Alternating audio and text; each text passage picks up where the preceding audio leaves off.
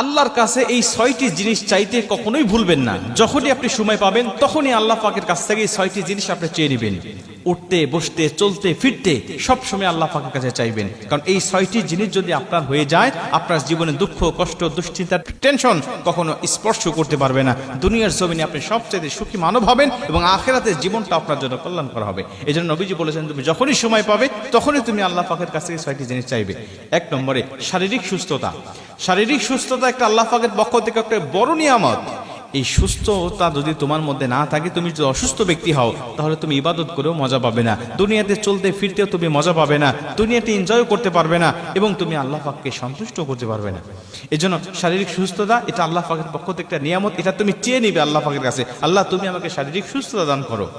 ২ নম্বরে নবীজি সাল্লাল্লাহু আলাইহি ওয়াসাল্লাম বলেন, তুমি হালাল রিজিক আল্লাহ পাকের কাছে চাইবে। হালাল রিজিক এটাও আল্লাহ পাকের পক্ষ থেকে একটি নিয়ামত।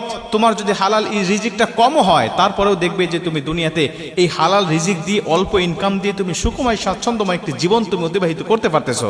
কিন্তু যদি হালাল রিজিক না ঢোকে, তোমার হারাম রিজিক তোমার শরীরে তোমার পরিবারের মধ্যে ঢোকে, সংসারের মধ্যে, দেখবে দুশ্চিন্তা টেনশন ডিপ্রেশন সব দিক দিয়ে বেড়ে গিয়েছে, সংসারের মধ্যে অসুস্থতা বেড়ে গিয়েছে, ডিপ্রেশন বেড়ে গিয়েছে।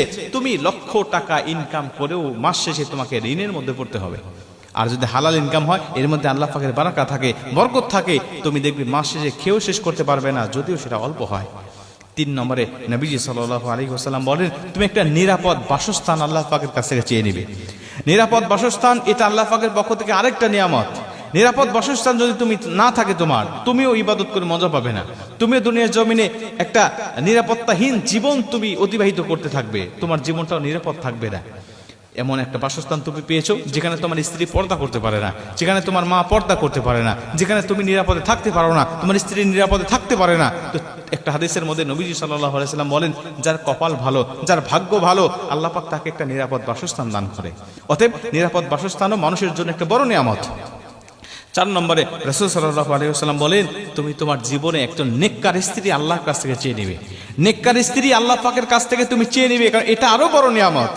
কারণ কারো দুনিয়াটা কিন্তু জান্নাত নয়, কিন্তু কারো যদি একটা নেককার স্ত্রী থাকে, ওর কাছে দুনিয়াটাই জান্নাত অনুভব মনে হয়, জান্নাতের সে অনুভবটা সে পেতে থাকে যে দুনিয়াটা হয়তো বা জান্নাতের বাগান। কিন্তু কারো কপালে যদি একটা বদকার স্ত্রী জুটে যায়, দুনিয়ার জমিনটা তার কাছে জাহান্নাম মনে হবে।